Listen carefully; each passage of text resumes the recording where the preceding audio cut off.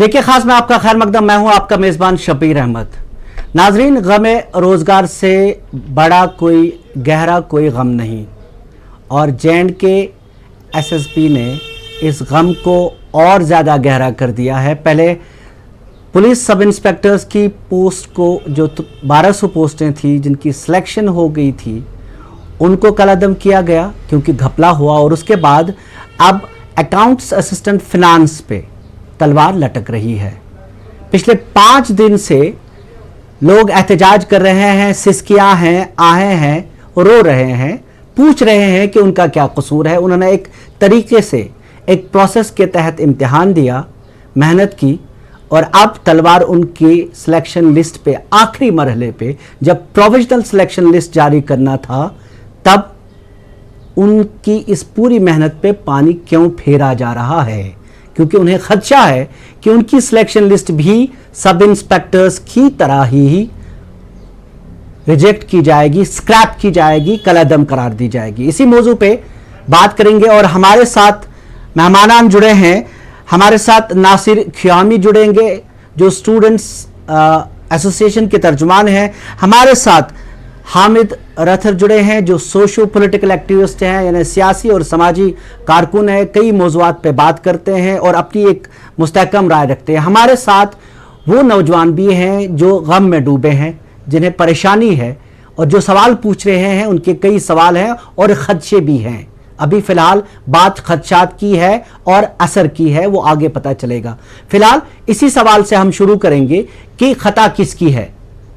उनकी जिन्होंने इम्तिहान दिया, एक तरीके के तहत दिया, बगैर किसी बेईमानी के दिया, कि उन लोगों की जिन्होंने बेईमानी की और अब वो उनके खिलाफ तहकीकात जारी है और उसका आगे क्या होने वाला है। लेकिन असरात दोनों तरफ पड़ रहे हैं। उन पे भी जिन्होंने 97,000 जो उम्मीदवार सब इंस्पेक्टर्स के लिए जिन्होंने इम्तिहान दिया, 1,36,000 जिन्होंने फाइनेंस में अकाउंट्स असिस्टेंट के लिए इम्तिहान दिया। किसकी खता, किसका कसूर और किसको सज़ा मिल रही है, इसी पे बात होगी। सब मेहमानान का खैर मकदम। शुरू करते हैं। परवेज़ भट्ट ने एक रिपोर्ट वहाँ से ली है, जो एहतजाज कर रहे हैं वो लोग, उनकी एक रिपोर्ट परवेज़ भट्ट ने हमारे जो एडिटर हैं, सब एडिटर हैं, उनसे एक रिपोर्ट पेश की है। आइए पहले इसको देखते हैं कि क्या हालात हैं। FAA एस्पायरेंट्स पिछले 4 दिनों से लगातार यहाँ पे प्रेस कॉलोनी में एहतजाज कर रहे हैं। एहतजाज की वजह यही है कि इन्हें लगता है कि जो इनका अपॉइंटमेंट होने वाला था एग्जामिनेशंस के बाद, और वो स्क्रैप करने जा रही है सरकार। हमारे साथ यहाँ पे चंद प्रोटेस्टर्स इस टाइम मौजूद हैं। हम इनसे जानना चाहेंगे कि क्या मुद्दे हैं इनके और क्या अप्रीहेंशन हैं इनके। सबसे पहले आप बताइए, अपना नाम भी बताइए अपना, और मुद्दा भी बताइए क्या है, कि क्यों आप प्रोटेस्ट कर रहे हैं यहाँ पे? जी, मेरा नाम शाहिद अली है। मैं एक फाइनेंस अकाउंट असिस्टेंट सिलेक्टी हूँ। हम पिछले 5 दिन से यहाँ प्रोटेस्ट करते आ रहे हैं। हमारा मुतालबा यही है गवर्नमेंट से कि आप हमारा जो सिलेक्शन लिस्ट है वो जल्द से जल्द रिलीज कीजिए। आज सुबह जब हम यहाँ आ रहे थे तो एंट्री पे पुलिस ने हमारे साथ ब्रुटैलिटी की, वायलेंस किया, मेरे ऊपर लाठियां चलाई। इन्होंने ये डिस्टिंक्शन नहीं किया कौन फीमेल है कौन मेल है।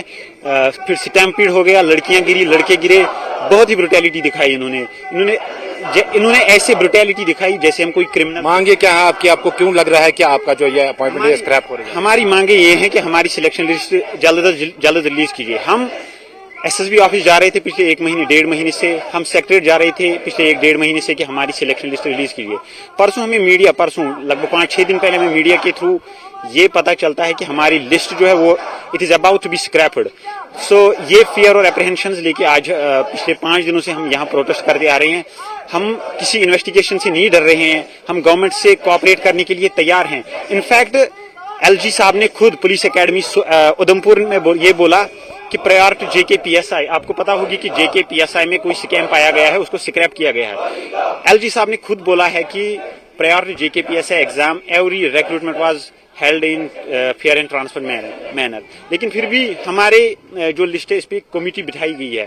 हमें समझ नहीं आता इस कमेटी को कौन सा मैंडेट है। चलो अगर कमेटी बैठी भी है तो ये स्क्रैप और आउटराइटली लिस्ट को स्क्रैप क्यों करने वाली है? हमारा गवर्नमेंट से मुतालबा है, जो भी स्कैमर्स हैं, जो भी फ्रॉडस्टर्स हैं, आप उनको सेग्रीगेट कीजिए। इनसे भी हम बात करेंगे। आपका हाल ही एक बयान आया था कुछ दिन पहले, काफी जज्बाती हो गई थी आप इसमें। थोड़ा बहुत ये बताइए कि यहाँ तक पहुंचने में, इस सिलेक्शन तक पहुंचने में कितनी दुश्वारियां आपको आई, और अब जब ये स्क्रैप आप डर लग रहा है कि ये स्क्रैप होगा, तो आप कैसा लग रहा है? जी सर, मैं ये बताना चाहती हूँ कि पहले से कश्मीर में अनएम्प्लॉयमेंट रेट बहुत हाई है, बहुत ज्यादा हाई है, और हर एक स्ट्रीम में सैचुरेशन है, किसी में जॉब वैकेंसीज नहीं है। इसलिए जब एफए रिक्रूटमेंट प्रोसेस निकला तो हम में से एक नई होप जाग गई। सब arts background, commerce background, science background, math background, सब लोग इस एग्जाम को प्रिपेयर करने लगे। तो आप खुद सोच सकते हैं कितना कंपटीशन है, और उस कंपटीशन में हमने मेरिट लिस्ट में हमारा नाम आ गया। तो हमें एक होप जाग गई थी कि हम कुछ सर्विस देंगे इस सोसाइटी को, कुछ ना कुछ ये लोग कर रहे हैं। अब जो इन्होंने जो 370 एब्रोगेट किया, तो शायद कुछ न्यू होप्स आ गए, हमारे यूथ को अब कुछ ना कुछ मिल जाएगा, हम किसी काम में लग जाएंगे, हम सर्विस करेंगे इस सोसाइटी को। लेकिन मुझे लगता है ये फास्ट ट्रैक रिक्रूटमेंट जो इन्होंने बोला है, सब कुछ झूठ है। इनको असल में इस यूथ को ये 2 साल जाया कर देते और कुछ भी नहीं करना था, इनको हमें बस इसी काम में बिजी रखना था। अब 2 साल के बाद ये लोग बोल रहे उसको स्कैम है, इसको स्कैम है। वो हमारी गलती है क्या? हमने किया था ऐसा कुछ? तो स्कैम किसे किया है? जब तक ऑफिशियल से कुछ ना कुछ गलती नहीं की होगी तो हमारी गलती है। हम घर में बैठ के किसी का पेपर लेंगे? अब हमारी हालत देखिए, हम ऑन स्पॉट इंक्वायरी के लिए यहाँ पर बैठे हैं। चलो ठीक है, हमने डेलीगेशन बहुत जगह भेजी, वो कुछ लोग जब एक डेलीगेशन भेजते वो बोलते हैं स्क्रैप होने वाला है, जब दूसरे डेलीगेशन भेजते वो बोलते किसने बोला, ये र्यूमर है। ये लोग किस चीज पे हमें घुमा रहे? एक बोलता है कि हाँ स्क्रैप होने वाला है, दूसरा बोलता है नहीं स्क्रैप होने वाला है। किस पे बिलीव करेंगे? हम यहाँ पर स्टूडेंट्स है, कोई लीडर्स नहीं है कि जो यहाँ पर हम तैयार करेंगे स्पीच और बोल देंगे। हम यहाँ पर बहुत स्ट्रगल किया है हम लोग। आप बताइए, आप एडमिनिस्ट्रेशन से मैं किसी से मिले, उन्होंने किस किस्म का आश्वासन आपको दिलाया, और आगे क्या प्रोग्राम रहेगा आपको, उसके हवाले से? देखिए, हम सेक्रेटरीट में गए थे, हम बहुत सारे ऑफिसर्स से हम मिले। तो पहले तो कभी कभी वो बोलते हैं कि ये र्यूमर है, आप ऐसा इस पर ध्यान मत दीजिए। तो फिर कहीं और से हमें पता चलता है कि ये स्क्रैप होने वाला है। उन्हीं के ज़बानी जिनसे हम पहले मिले थे, उन्हीं के ज़बानी फिर किसी थर्ड सोर्स से हमें पता चलता है कि ये स्क्रैप होने वाला है। तो अगर फॉर एग्जांपल ये स्क्रैप नहीं होने वाला है, तो वही लोग मीडिया में आके बोल सकते हैं कि नहीं बेटा ये रूमर है, ये बिल्कुल स्क्रैप नहीं होने वाला, आपका लिस्ट सेफ है। अगर फिलहाल आप क्लेरिफिकेशन चाहते हैं, एश्योरेंस दे दो कि ये स्क्रैप नहीं होगा। फिर बाद में आपको अगर इन्वेस्टिगेशन करके पता चलता है कि इसमें कुछ फॉल्ट आया है, स्कैमर्स है उसमें, तो उनको फिल्टर आउट करके उनको आप अलग कीजिए, उनको अरेस्ट कीजिए, क्या करना है, लीगल एक्शन लेनी है, उनको उनके खिलाफ लीगल एक्शन लीजिए। बिल्कुल सही। ये जो एस्पायरेंट्स यहाँ पे लगातार प्रोटेस्ट कर रहे हैं, इनकी यही एक मांग है कि जो इसमें ब्लैक शीप्स हैं, जो ऑफिशियल्स इसमें खताबार पाए जाएंगे, उनके खिलाफ सख्त से सख्त कार्रवाई की जाए। ताहम जो एस्पायरेंट्स डिजर्विंग है, जिन्होंने मेहनत करके ये एग्जाम्स क्वालिफाई किए थे, उनको इस लपेटे में ना लिया जाए। जहांगीर अजीज के साथ परवेज भट्ट, न्यूज़ 18 उर्दू, श्रीनगर। ये जो उम्मीदवार हैं जो मुंतखब पाए थे, लास्ट स्टेज पे इनकी सिलेक्शन लिस्ट होने वाली थी, इनको खदशात हैं।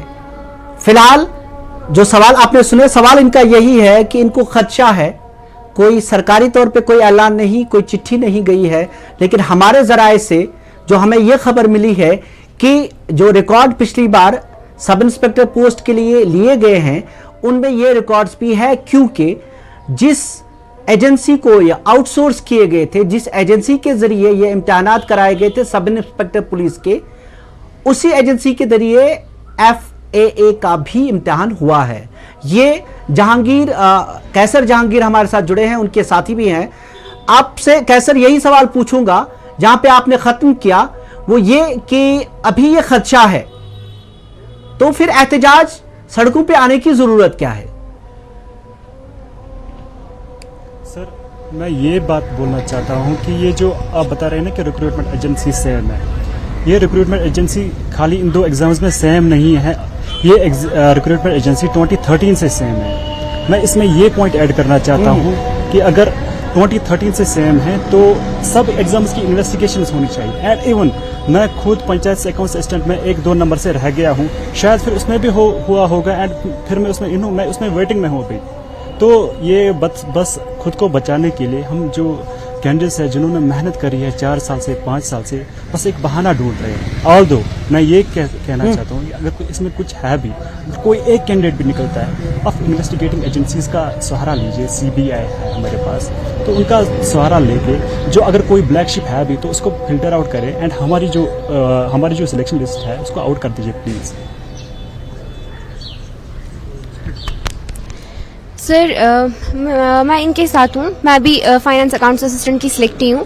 मेरा भी सेम यही कहना है कि 2013 से ये एजेंसी थी, सेम रिक्रूटिंग एजेंसी थी हमारी, OMR बेस्ड एग्जाम था हमारा। हम PSI में चलो इन्होंने स्कैम डिटेक्ट किया और उसको स्क्रैप कर दिया, पर हम नहीं चाहते कि हमारे साथ ऐसा हो। अगर इन केस अगर एक पर्सन भी इनको लगता है कि इसमें स्कैम हुआ है तो ये लोग उनको फिल्टर कर सकते हैं, और हम जो स्टूडेंट्स वहाँ पे 99% कैंडिडेट्स मेरिट से आए हैं उनको ये लोग अपॉइंट कर सकते हैं। इसमें क्या उतना इशू क्रिएट करना है। सेग्रीगेशन आज आसान है क्योंकि एजेंसीज हैं, इंटेलिजेंस एजेंसीज हैं, CBI प्रोब हो सकता है। हम तो ऑन स्पॉट इंक्वायरी के लिए रेडी हैं। एंड सर मैं इसमें एक बात ऐड करना चाहता हूं। आपकी बात को आगे बढ़ाएंगे। हामिद राथर हमारे साथ हैं, ये समाजी कारकुन भी हैं और सियासत के साथ भी उस पर भी नजर है मामलों पे। हामिद, आपसे ये जानना चाहेंगे, ये जो 2 चीज़ें हुई, एक तो जो सब इंस्पेक्टर पुलिस की जो पोस्ट है वो स्क्रैप कर दी गई क्योंकि उसमें घपला पाया गया, और उसके बाद अब तलवार लटक रही है। इन बच्चों को लगता है कि उन्हें खदशा है क्योंकि ऑफिशियल अभी हुआ नहीं है, लेकिन उन्हें यह भी नहीं बताया जा रहा है कि नहीं आपका नहीं होगा। तो इस सूरत हाल को आप किस तरह देखते हैं हामिद? जी शबीर साहब, जो ये मसला है जम्मू और कश्मीर में, मुझे लग रहा है कि यहाँ पे ये स्टेट का बड़ा अलमिया है। क्योंकि आप देखिए ये अभी वो स्टेज है कि बच्चे अभी इसलिए मैदान में आ रहे हैं, सड़कों पे आ रहे हैं कि वो बोल रहे हैं कि हमने एग्ज़ाम दिया, हमने ख़ता क्या की। इससे पहले हमारे बच्चे इसलिए मैदान में आ रहे थे, प्रोटेस्ट कर रहे हैं कि हमें नौकरियां दे दो। अब मुझे बता रहे हम किस डायरेक्शन में जा रहे हैं। हमारे बच्चे एम्प्लॉयमेंट ढूंढने के लिए या अभी कोई एग्जाम दिया उसको बचाने के चक्कर में किन किन मैदानों, किन सरहदों, किन मैदानों से गुजरे। मेरे हिसाब से जो ये पूरा सिस्टम से हम गुजरे हमारे नौजवान, ये एक प्योर केस है इंस्टीट्यूशनल पैरालिसिस का। अब देखिए जो ये बॉडी रिक्रूटमेंट बॉडी जो एग्जाम करती है GK SSB, इसका एक स्टैट्यूटरी बॉडी है, इसका एक पूरा एक स्टैट्यूट है, इनका मैंडेट है एक फेयर, ट्रांसपेरेंट और रैशनल तरीके से एग्जाम कराना। आप इनकी पूरी हिस्ट्री देखिए। अभी ये एक एग्जाम GK जो SI का अभी मंजर आम पे आया, इसमें स्कैम आया। इससे जो पहले वाले एग्जाम्स है उनमें भी स्कैम हुआ। यहाँ जम्मू कश्मीर का एक बाशिंदा इससे वाकिफ़ है, क्योंकि जो भी बंदे इस इंस्टीट्यूशन को चला रहे हैं या और भी इंस्टीट्यूशन को चला रहे हैं वो पॉलिटिकली रिक्रूटेड है।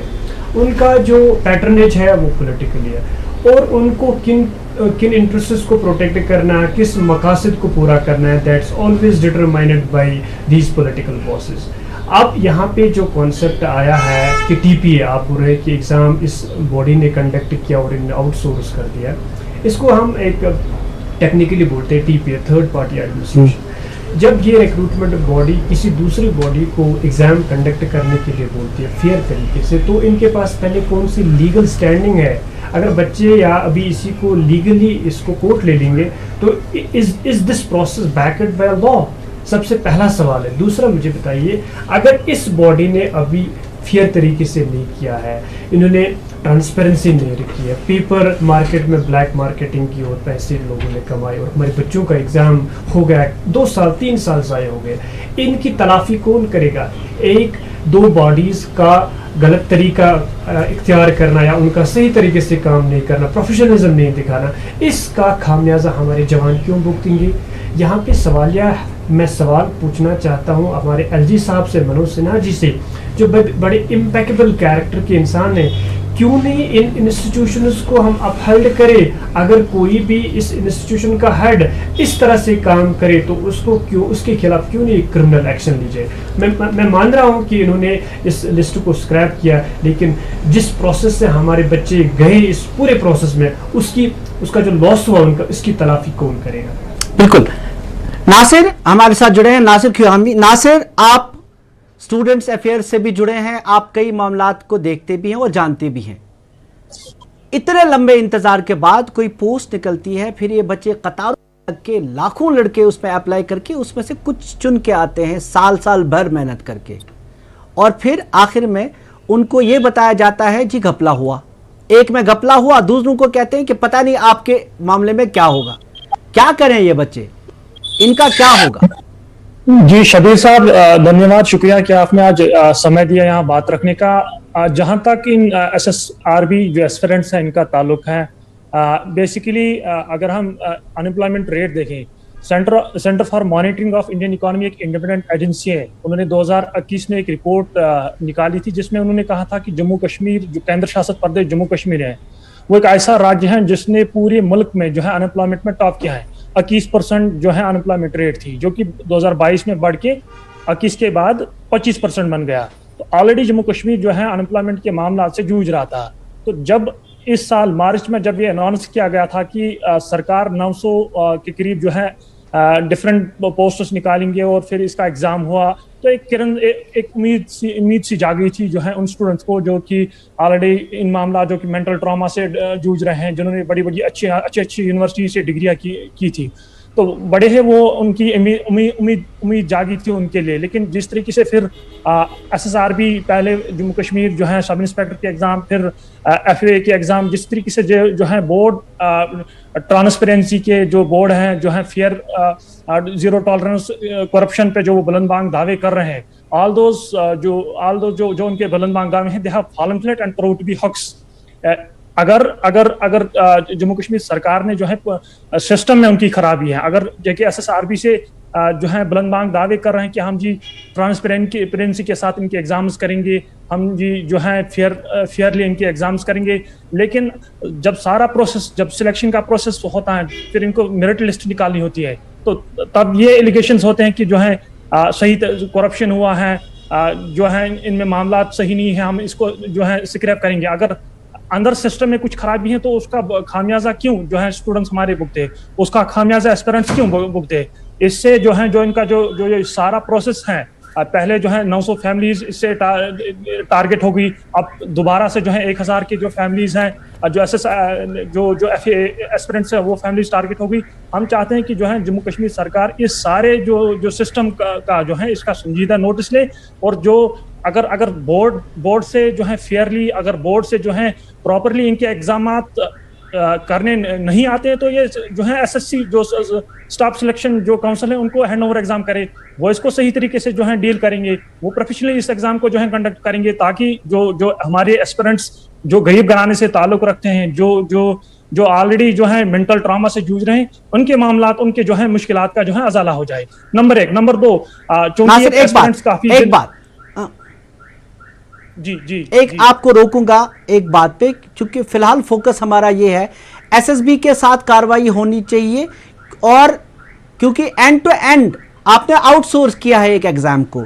ये जो मेरिट ट्रैक जो ऑर्गेनाइजेशन है, इनको एंड टू एंड आपने आउटसोर्स कर दिया, और बीच में कोई चेक्स एंड बैलेंसेस नहीं है, जो पहले होना नहीं चाहिए। और इसका जवाब, जैसे कि आप भी बोल रहे थे, हामिद भी बता रहे थे, इसका जवाब SSB के अफसरान दे दें, ना कि इन बच्चों को खमियाजा भुगतना पड़े। इसमें दो चीजें हैं, एक ये बच्चे हैं जो असरअंदाज हुए, चोरी किसी ने की, और सब इसको हम कहेंगे इज्तिमाई सजा मिल रही है सब बच्चों को एक तरीके से। उनको भी, उनमें से कुछ होंगे, प्रोबेबिलिटी के हिसाब से भी उनमें से एक तादाद हो सकती है बच्चों की जिन्होंने करप्शन किया, लेकिन एक बहुत बड़ी तादाद उन बच्चों की जिन्होंने साल 2 साल से तैयारियां की और इस इम्तिहान से गुजरे। ये बच्चे हमारे साथ हैं।